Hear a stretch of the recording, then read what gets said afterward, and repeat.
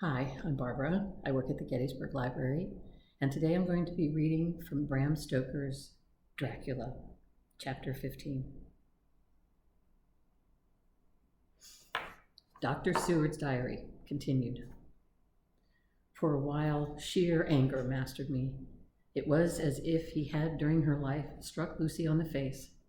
I smote the table hard and rose up as I said to him, "Dr. Van Helsing, are you mad?" He raised his head and looked at me, and somehow the tenderness of his face calmed me at once. "Would I were," he said. "Madness were easy to bear compared with truth like this. Oh, my friend, why, think you, did I go so far round? Why take so long to tell you so simple a thing? Was it because I hate you and have hated you all my life? Was it because I wished to give you pain? Was it that I wanted, now so late, revenge for that time when you saved my life and from a fearful death? Ah, no. Forgive me," said I. He went on. "My friend, it was because I wished to be gentle in the breaking to you, for I know you have lost that so sweet lady. But even yet, I do not yet expect you to believe. It is so hard to accept at once any abstract truth, that we may doubt such to be possible when we have always believed the no of it. It is more hard still to accept so sad a concrete truth, and of such a one as Miss Lucy. Tonight I go to prove it. Dare you come with me?" This staggered me. A man does not like to prove such a truth. Byron accepted from the category jealousy, and proved the very truth he most abhorred. He saw my hesitation and spoke. "The logic is simple. No madman's logic this time, jumping from tussock to tussock in a misty bog. If it be not true, then proof will be relief. At worst, it will not harm. If it be true, there is the dread. Yet very dread should help my cause, for in it is some need of belief. Come, I tell you what I propose. First, that we go off now and see that child in the hospital. Dr. Vincent of the North Hospital, where the papers say the child is friend of mine, and I think of yours, since you were in class at Amsterdam. He will let 2 scientists see his case, if he will not let 2 friends. We shall tell him nothing, but only that we wish to learn. And then, he took a key from his pocket and held it up. And then we spend the night, you and I, in the churchyard where Lucy lies. This is the key that locks the tomb. I had it from the coffin man to give to Arthur." My heart sank within me, for I felt that there was some fearful ordeal before us. I could do nothing, however, so I plucked up what heart I could and said that we had better hasten, as the afternoon was passing. We found the child awake. It had had a sleep and taken some food, and altogether was going on well. Dr. Vincent took the bandage from its throat and showed us the punctures. There was no mistaking the similarity to those which had been on Lucy's throat. They were smaller, and the edges looked fresher.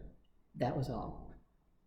We asked Vincent to what he attributed them, and he replied that it must have been a bite of some animal, perhaps a rat.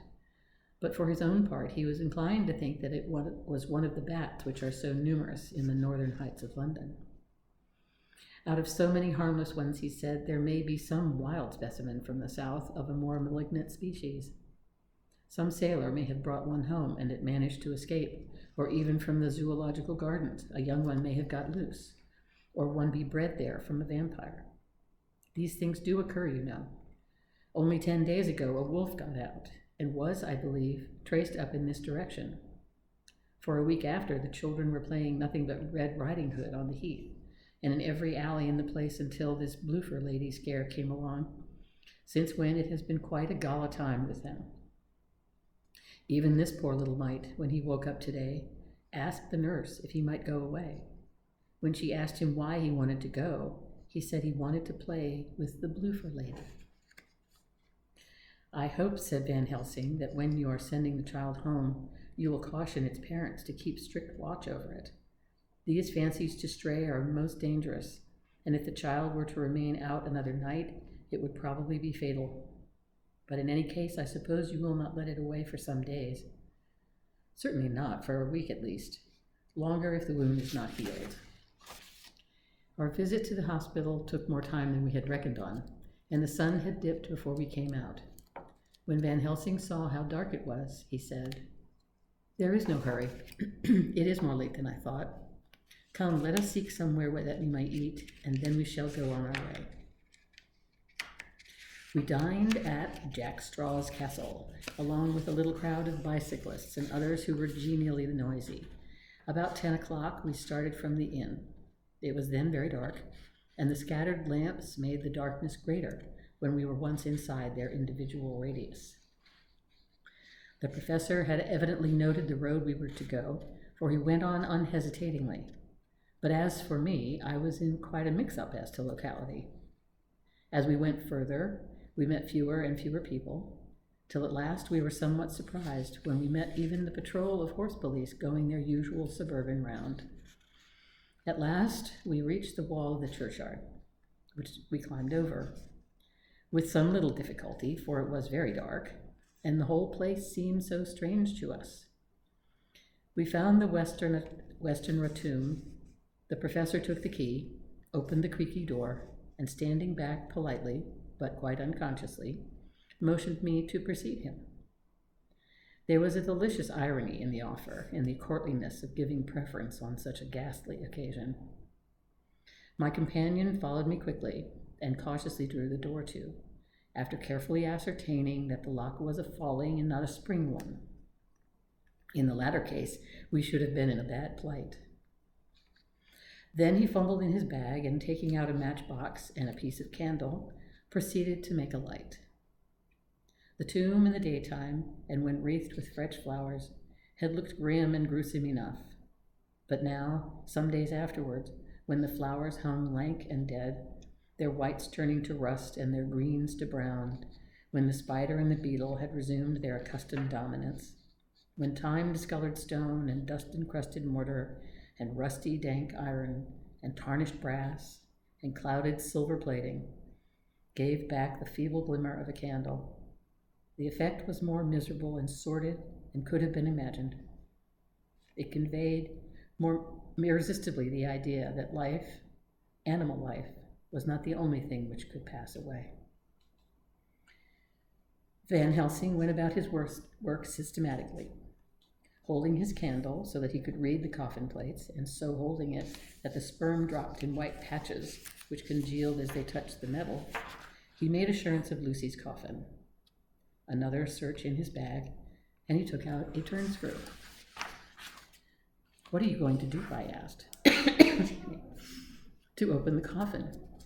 You shall yet be convinced." Straight away he began taking out the screws, and finally lifted off the lid, showing the casing of lead beneath. The sight was almost too much for me. It seemed to be as much an affront to the dead as it would have been to have stripped off her clothing in her sleep whilst living. I actually took hold of his hand to stop him.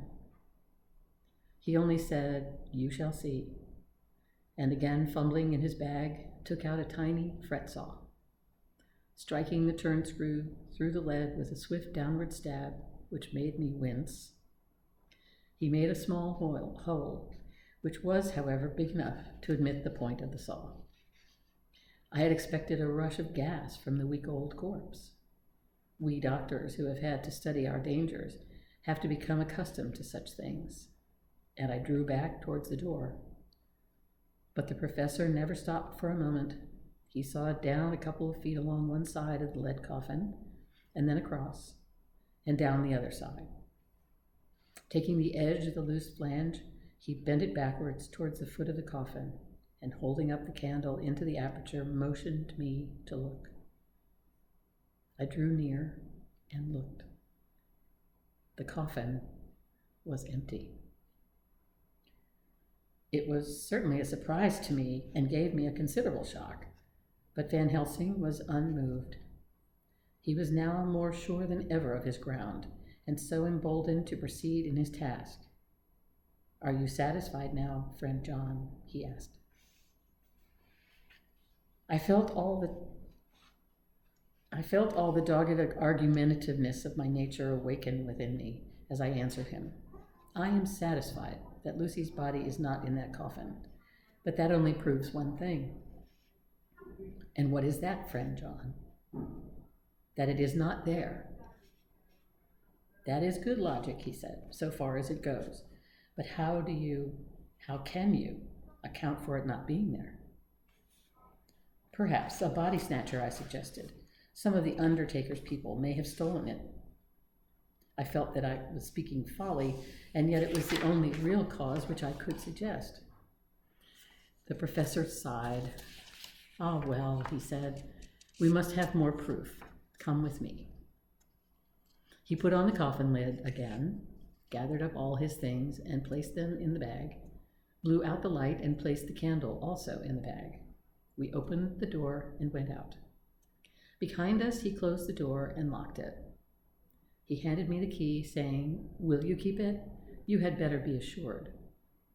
I laughed. It was not a very cheerful laugh, I am bound to say, as I motioned him to keep it. "A key is nothing," I said. "There may be duplicates, and anyhow it is not difficult to pick a lock of that kind." He said nothing, but put the key in his pocket. Then he told me to watch at one side of the churchyard, whilst he would watch at the other.